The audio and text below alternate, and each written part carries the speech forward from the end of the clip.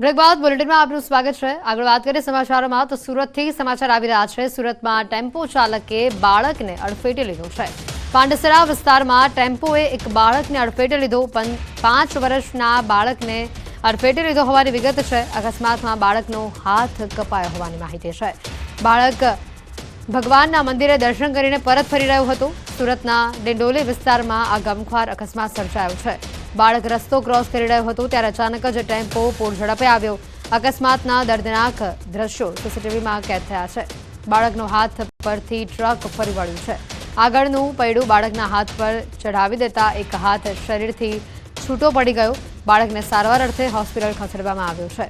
ઉશ્કેરાયેલા લોકોએ આઈસર ચાલકને ઝડપી પાડ્યો છે અને ગાડીમાં તોડફોડ કરાઈ હોવાની પણ વિગત છે।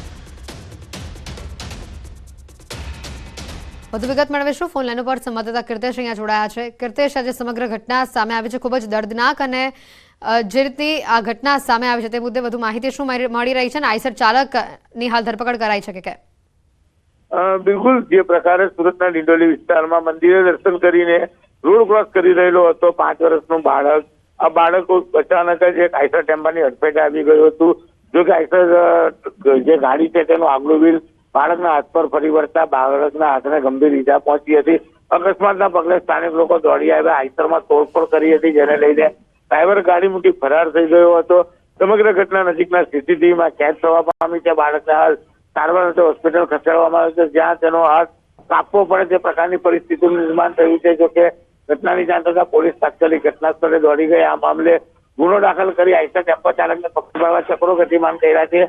સૌથી મહત્વની વાત છે કે 5 વર્ષનું બાળક ઘરમાંથી રમતા રમતા નીકળી જાય છે, રસ્તો ક્રોસ કરે છે, ત્યાં સુધી માતા પિતા ધ્યાન નથી રાખતા, એટલે માતા પિતા માટે પણ દાળ બત્તી સમાન કિસ્સો છે। પણ જે પ્રકારે આ ઘટના બની છે, વિસ્તારમાં ભારે વાહનો જે રીતે બેફામ ગતિએ દોડતા છે, તેને લઈને લોકોમાં રોષ પણ ભભૂકી રહ્યો છે।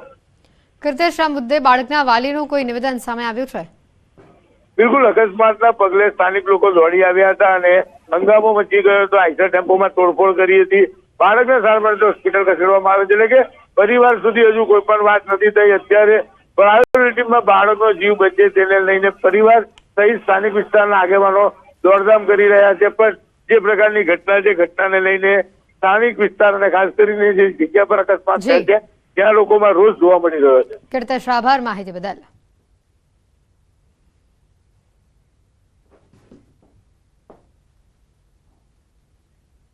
બુલેટિનમાં અત્યારે ફક્ત આટલું જ। રજા આપશો, નમસ્કાર।